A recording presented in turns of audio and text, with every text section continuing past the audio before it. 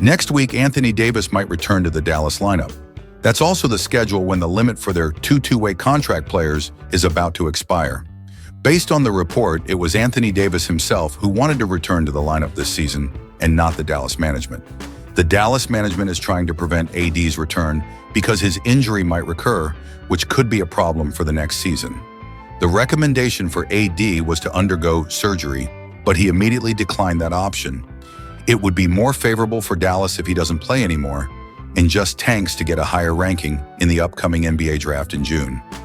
Dallas is also not convinced that AD's decision is correct because he is not yet fully recovered. There are reports that Anthony Davis might be traded during the offseason, so they want to maintain his health status. There are also reports that Dallas will attempt to trade with the Hornets for LaMelo Ball as a replacement for Luka. LaMelo is the highest-paid player of the 2020 class, who has not yet made it to the playoffs but has played in the play-in tournament twice. This is an important decision for Dallas because Kyrie might accept his player option. Dallas could also wait for a season, especially since Kyrie might not be able to play right away due to his ACL injury. When the report about the trade involving LaMelo came out, the Hornets management immediately said that they would never trade him, but the report is different when it comes to ownership because the team has a new owner. They inherited LaMelo's contract worth over $200 million from Michael Jordan. This is a huge contract for a player who doesn't take the team to the playoffs and is injury-prone. This is a big question for the new team owner. Based on Bobby Marks, if Luka wasn't traded immediately and they waited until the deadline, LaMelo might have been traded to other teams.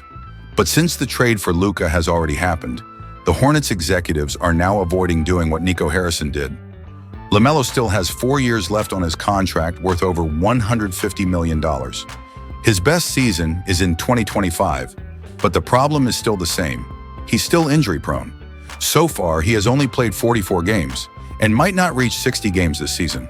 According to Bobby Marks, if LaMelo is traded, the Hornets want to receive significant resources in return, such as first-round picks. Dallas doesn't have many draft picks left, but if they get a top 14 or top 10 pick in 2025, that would be one of the best ways to acquire LaMelo.